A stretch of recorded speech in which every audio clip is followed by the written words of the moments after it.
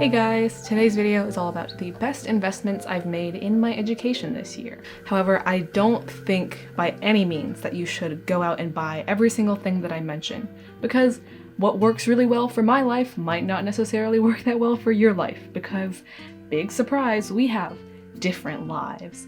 So make sure you think critically about what tools that I mention might actually be really helpful for your situation, rather than, going out and spending money in a time where money is a bit tight for pretty much everyone.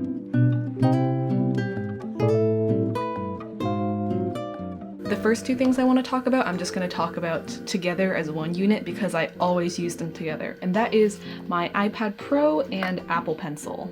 This has been an incredible all-in-one tool for online school. It's replaced pretty much everything I used to do on paper, since on the digital classroom format environment, it is a lot more convenient to just do everything directly digitally.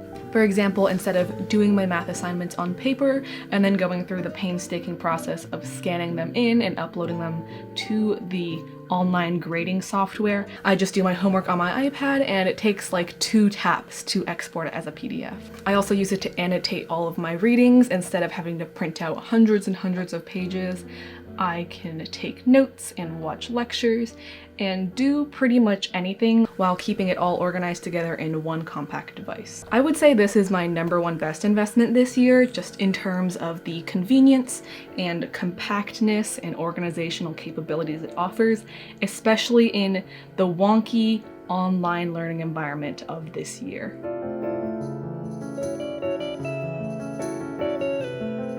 Next, as an accessory to the Apple Pencil, I got these Apple Pencil grips, and they've honestly been such a cheap and easy fix to a lot of different inconveniences. When I originally got my Apple Pencil, I didn't get a grip to go with it because, I wasn't really sure if it was necessary. I didn't want to spend extra money if I didn't have to. But as I started using it more and more often and for longer periods of time, like, lectures that are hours long, I started noticing that it's not very comfortable to write with this very narrow and rigid and not quite ergonomically shaped body for long periods of time. Additionally, since it is this hard plasticky material, I'm not sure what it is actually, it could be metal, I don't know. But since it's this super hard, slippery, non-porous material, my hand would also get very clammy and slippery. And the quick, easy, and rather inexpensive solution was just to get these little chunks of, I think, silicone? They feel rubbery in texture, so forgive me if I just say they're rubber. I don't think they're actually rubber. But yeah, they've been really valuable in reducing the amount of discomfort I have when I'm doing homework for hours on end or taking notes on a long lecture. Something really small and insignificant like a little rubber tube to reduce grip discomfort seems kind of minuscule and unimportant, but I spend so much time writing, it really adds up. Reducing that slight amount of discomfort and therefore that very slight amount of resistance I feel towards studying is important to me in streamlining my workflow and making me more likely to do the work I need to do.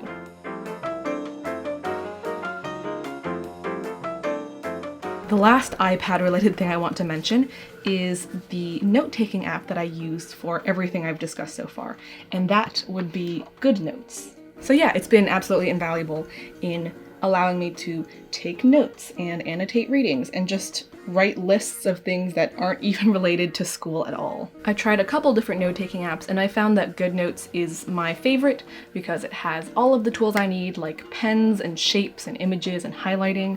One tool that I like in particular is this magnifying thing. I don't actually know what it's called, but I'll show a demonstration right now just to show you why I find it so useful. The way the app is organized feels very intuitive to me. It's quite similar to how Macs and PCs organize their folder document systems, and it just feels seamless. I don't believe any digital experience could really fully replicate every single detail of the amazing experience that is writing with a pen on an actual notebook, but this is like an acceptable substitute. Speaking of tools that help you replicate the analog experience, let's give a quick shout out to today's sponsor, Paperlike. I've been using this Paperlike screen protector on my iPad this whole quarter, and compared to the other matte screen protector I previously tried out, It's a significant improvement, let's just say. The texture is still very much matte, but it doesn't have the same gritty sandpapery feeling that the other one had, which means that the Paperlike is also a lot friendlier to Apple Pencil tips than some of its imitators. One thing I've appreciated a lot is that the matte texture reduces the glare on the glass screen, and it increases the level of friction that you feel when you're writing on the screen, which allows more control and therefore neater handwriting or art. If you're interested in trying out the Paperlike screen protector, be sure to visit the link on screen or in the description and use my code for a 10% discount.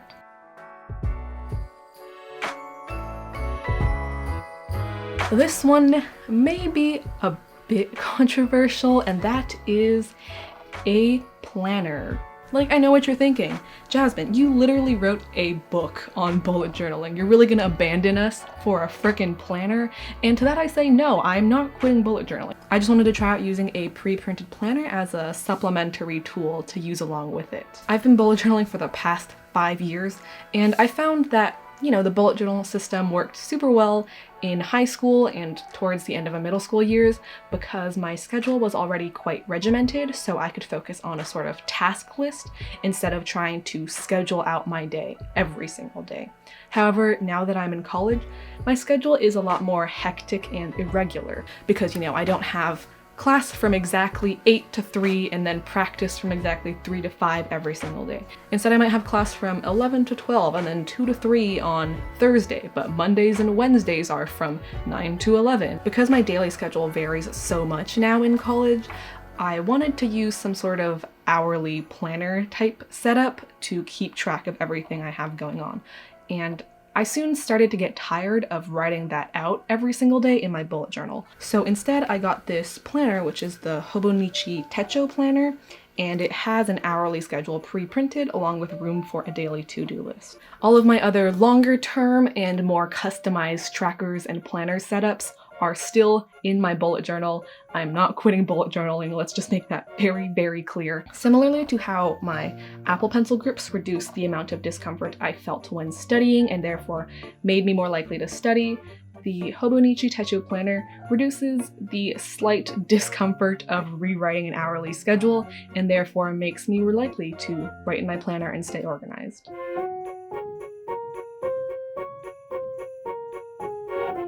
Of course, this cannot be a study quill product recommendations video without some stationery, and the item that I have been the most obsessed with this school year has been my Uni Alpha Gel mechanical pencil. You may be thinking, this isn't a 2020 investment, you've had 3 of these, you've been using this brand of mechanical pencils since the beginning of high school, and you would be right, but technically I bought this particular mechanical pencil recently enough that it can count in this category.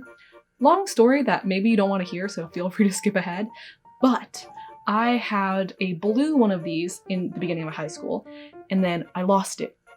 I waited a week, didn't turn up, so I bought a new one that was pink. And then, like a year later, I lost that one too. And so I got this one. And then I found the blue one and the pink one, and now I have 3 of them, so go me, I guess. But long stories aside, I suppose this has been the writing utensil that I've used the most often throughout this year. As you can probably tell from the fact that I've been using one of them since the very beginning of my high school years and I'm now starting college, these are super durable and well-made mechanical pencils. They last for a very long time. And they make a great stress relief tool. It's kind of like a stress ball, but you can have them with you in class and it is generally socially acceptable. Although, I don't know. I don't think anybody's looked at me weirdly like, why are you squishing your pencil so hard? But I like it a lot. Why is this video just me doing awkward thumbs up every single time? The last thing I want to talk about is not really something I can show you in my hands, but you can see it all around me, and that has been moving out to on-campus housing. With the pandemic going on, a lot of on-campus resources like gyms and libraries and just classes in general are not open, so a lot of people might find that it isn't really worth their money. And that is fair enough, like do what you need to do to save that coin, but in my life circumstances, I've just found it to be a pretty good investment. So let me tell you some of the reasons why. One of the most tangible benefits to my education is that there is actually functioning Wi-Fi here. When I took summer classes at home, since my parents were also working from home and my home Wi-Fi just sucks, I couldn't really attend my Zoom classes that well. I kept glitching in and out, things would freeze, I couldn't hear the lecture the whole way through.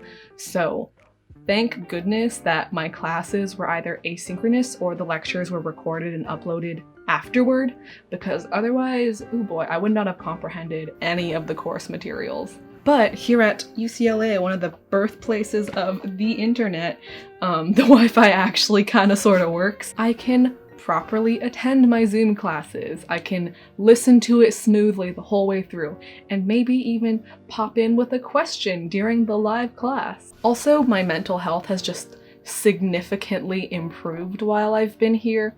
It's not directly an investment in my education, but at the same time it totally is, because if my mental health is not good, oh boy, I can usually get through classes. Like, you know, I was not doing so great in my last couple years of high school, but I still managed to get like straight A's. But even though I can make myself do things and perform, I can't make myself care. And in college, you're not paying money to just pass the class and get the credits. You're paying money to learn about something you care about and actually apply yourself and try your best. And, you know, when my mental health isn't good, I just physically can't do those things. Even though, if you saw in my first week of college vlog, I struggled a lot with the adjustment at first, now that I've sort of bounced back and gotten used to life on campus, I found it to be very valuable. So that's everything for today's video. If you have recommendations for investments that you've made that you think other people should check out, please leave those in the comments below. If you liked this video, I upload new videos every week about student life. And you can check out my Instagram, which is @studyquill, for photos of my notes and bullet journal and life in general. See you next time!